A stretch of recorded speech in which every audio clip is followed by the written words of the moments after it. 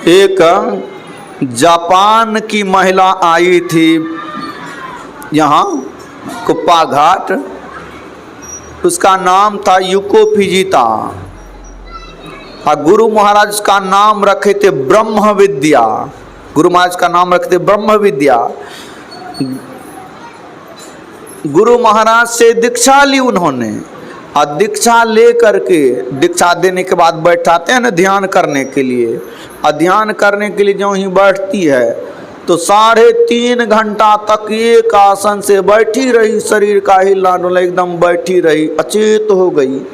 और जब वह फिर नीचे आती हैं, ध्यान से उठती हैं, तो गुरु महाराज से बताती हैं कि हमको क्या क्या मिला।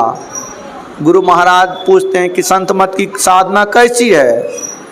उन्होंने कहा संत मत की साधना कठिन से कठिन है और आसान से आसान है।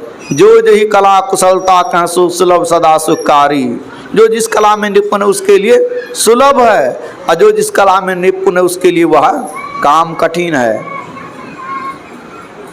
जो उस समय एक ही बार बैठी हो, लेकिन उसको मिल गया, जो मिला वो चित्र बना बना कर गुरु महाराज को दिखाते थे। गुरु महाराज कहते बिल्कुल ठीक है, माने तुम ठीक है देख रहा है, ठीक सुन रही है, तो जा रही है सही रास्ते में। मतलब जो एक बार बैठने के बाद उसको मिल गया, ऐसे मिल गया। वहाँ स्वप्न देखती क्या हैं? स्वप्न देखती हैं कि समुद्र के बीच में एक मंदिर है, और उस मंदिर में एक साधु हैं, साधु, और उससे उनके चरणों में बैठ करके दीक्षा लेती हैं, भजन करती हैं। यहाँ दृश्य देखती हैं, उसकी नींद टूटती है तो सब देश का वेशभूषा अलग न है, और साधु हैं तो भारतीय साधु जो हैं, भारतीय संत जो हैं, उसका वेशभूषा अलग है, और देशों में ऐसा नहीं है। और कोई ऐसा वेश बनाया है तो यहीं का वो साधु, मतलब यहीं से दीक्षा लेकर के वहाँ बने हैं। तो वह बोले ऐसा साधु, उसको लगा कि अब उस जो जैसा दृश्य देखी थी उन्होंने स्वप्न में, बोला अब उनसे मिलना है। भारत के संत हैं, तो भारत आई बहुत पैसा लेकर के, लेकिन बहुत जगह भटकी, बहुत साधु महात्मा से मिली, लेकिन जो साधु को स्वप्न में देखी थी, दीक्षा ली थी, वह साधु का दर्शन नहीं हुआ। दोबारा चली जाती, फिर दोबारा कमा करके आती हैं। अब भटकते भटकते कुप्पा घाट में गुरु महाराज का तस्वीर देख करके समझ गए कि यही है, मिल गए। फिर वहाँ लोगों से मिले तो गुरु महाराज कुप्पा घाट में नहीं थे, तो जहाँ सत्संग करने के लिए वहाँ गई, और वहाँ गुरु महाराज का दर्शन करके बहुत प्रसन्न हुई, बहुत तृप्त हो गई। गुरु महाराज के साथ में कुप्पा घाट आई और वहाँ पर दीक्षा ली।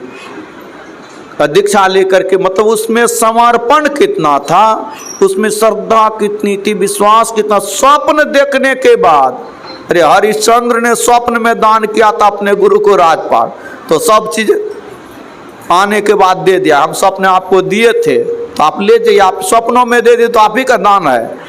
लेकिन वो हरिश्चंद्र साधारण नहीं थे ना, वो ब्रह्मा विष्णु महेश को झुका दिए, इंद्र को भी झुका दिए।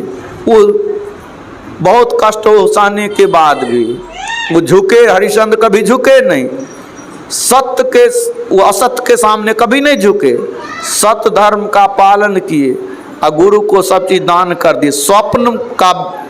स्वप्न की बातों को भी सत्य मान करके और गुरु में विश्वास श्रद्धा प्रेम करके वो दर्शन करने के लिए आई और गुरु महाराज से दीक्षा ली। तो मतलब कृपा, समर्पण ही, श्रद्धा ही कृपा का पात्र होता है। तो जो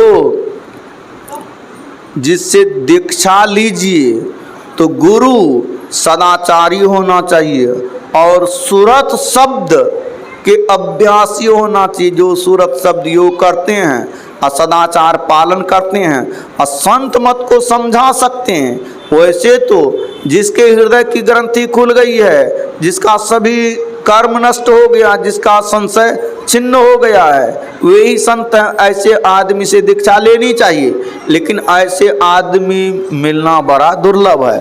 लेकिन कम से कम जो सदाचारी हों, जो संत मत को समझा सकते हैं और सूरत शब्द के अभ्यासी हों, ऐसे से दीक्षा लेनी चाहिए। ऐसे बहुत आदमी हैं कि गांजे पीने वाले गुरु हैं, भांग दारुए पीने वाले गुरु हैं, और बोलने के लिए खूब अच्छा जानते हैं, पढ़ने के लिए खूब अच्छा जानते हैं, और किसी माँ बहनों पर गलत निगाह रखते हैं। ऐसे से यदि दीक्षा ले भी लिए हैं तो उससे अपना पिंड छोड़ा लीजिए। ऐसे गुरु को त्याग देना चाहिए और सदाचारी, सुचाचारी, अंतर्मार्गी गुरु से दीक्षा लेकर के भजन करेंगे तो यह लोक परलोक दोनों मंगल में